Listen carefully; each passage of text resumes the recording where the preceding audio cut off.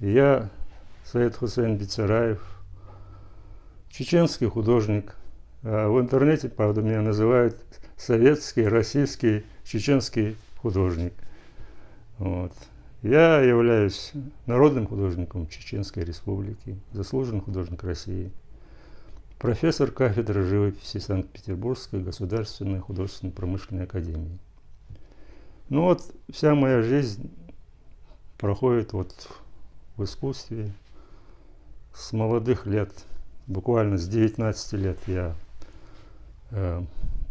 19 лет приехал в Петербург после окончания Краснодарского художественного училища, поступил в Академию художеств, тогда называлась Академия художеств СССР, институт Репина. Закончил этот институт в 1981 году. Ну вот с 1981 года вот занимаюсь творческой деятельностью, живописью. Вот. И параллельно все это время преподаю в Санкт-Петербургской государственной художественно-промышленной академии имени Штиглица сейчас называется, раньше называлось Мухинское училище. Вот. Занятие искусством, и особенно занятие изобразительным искусством, это дело непростое, нелегкое. Чтобы серьезно заниматься этим делом, надо как бы быть таким рабом, что ли, этого дела, то есть быть преданным. То есть это не работа, это образ мысли, образ жизни. Вот. И мало просто что-то изображать. Вот то, что ты изображаешь, должно о чем-то говорить. И это должно обязательно быть связано с тем, что происходит вокруг тебя. Поэтому вот такое неравнодушие – это очень важный момент в искусстве. Вот.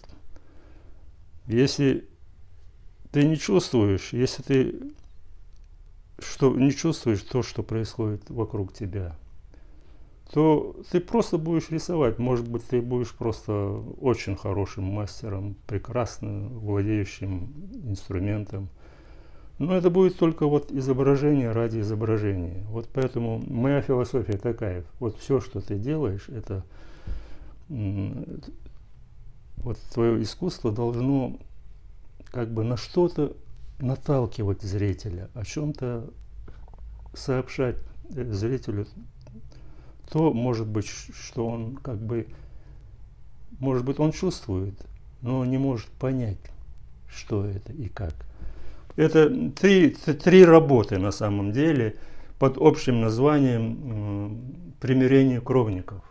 Вот человек, способный что-то простить, это большой человек, понимаешь? Это очень большой человек. Это не просто, это надо быть большим героем, понимаешь? Ну вот в этой работе, тут видно такой драматизм вот в этих сочетаниях красок, вот какие-то противоречия, противопоставления, столкновения какие-то происходят.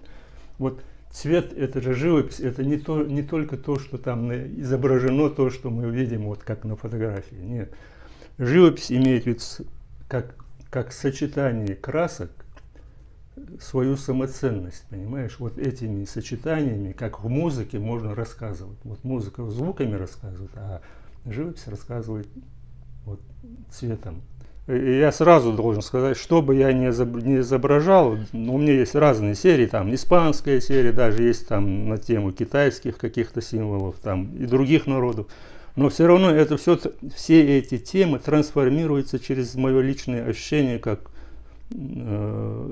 чеченца, который с молоком матери впитал, может, какие-то наши традиции.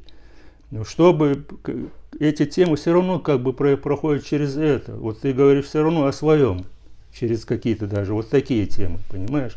Ну и кроме этого у меня же там масса картин, посвященных там нашим традициям, там чеченским, вот есть там картины «Старики», там, допустим, детская тема очень много в моем творчестве. Здесь у меня моя персональная мастерская, причем это мастерская моего учителя Юрия Михайловича Непринцева, величайшего нашего художника, академика Академии художеств СССР. Тогда я у него учился в Академии художеств.